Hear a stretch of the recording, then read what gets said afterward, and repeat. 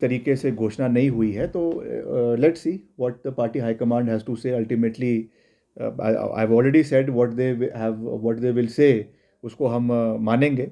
मगर निश्चित तौर से कंगना रनौत जी एक अच्छी अच्छी अभिनेत्री है, उसमें कोई दो राय नहीं है। मगर we should also not forget that she is also the queen of controversies. जो उन्होंने बातें राष्ट्र में और देश में समय समय पर करी है, अगर वो सोच रही हैं कि वो मुद्दे चुनावों में उठेंगे नहीं, तो उनको जय श्री राम। मगर ये मुद्दे उठेंगे भी, और इसका जवाब उनको देना पड़ेगा हिमाचल प्रदेश की जनता को। ये मैं कह सकता हूँ। एक ट्वीट आया उनका, उसमें उन्होंने कह कहा रहे थे कि हम अपनी बात से पलट जाते हैं। मैं विक्रमादित्य सिंह ये कह सकता हूँ कि उनको तो राम मंदिर का निमंत्रण भी नहीं था। मेरे को निमंत्रण भी मिला, और मैं हर चीज़ के मद्देनज़र रखते हुए 22 मार्च को राम मंदिर पहुंचा भी।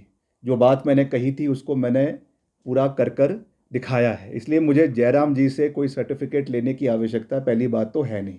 और जयराम जी ने अपने मुख्यमंत्री कार्यकाल में कितने फैसले लिए और कितने फैसलों पर रात को पलट गए, अगर इसकी सूची में आज यहाँ पे बोलना शुरू कर दूँ तो रात हो जाएगी।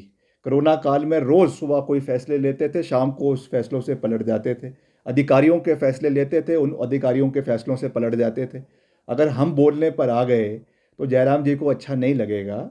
इसलिए मेरा उनसे भी निवेदन रहेगा कि आप अपने कार्यकाल की बात करें, अपनी उपलब्धियों की बात करें, व्यक्तिगत टीका टिप्पणी से बचें। बाकी वो बुद्धिजीवी है, वो जानते हैं क्या बोलना है क्या नहीं बोलना है। मैं उनको सिखाने वाला कोई नहीं होता हूँ।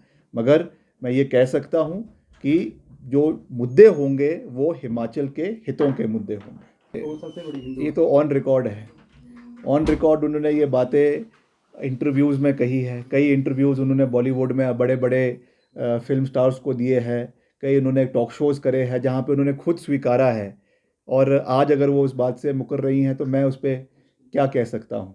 मगर फिर भी मैं उनको यही कह सकता हूँ कि प्रभु राम उनको जो है सद्बुद्धि दे। हिमाचल आई हैं, देवभूमि में आई हैं, तो यहाँ से पवित्र होकर वापस बॉलीवुड में जाएं। और चुनाव तो वो जीतने वाली है नहीं। ये तो मैं साफ शब्दों में कह रहा हूँ, क्योंकि चुनाव जो है वो हिमाचल के नाम पे लड़ा जाएगा, हिमाचलियत पे नाम लड़ा जाएगा। और उनको हिमाचलियत का ए बी और सी नहीं आता है, ये मुझे अच्छी तरीके से पता है और हिमाचल की जनता को भी पता है।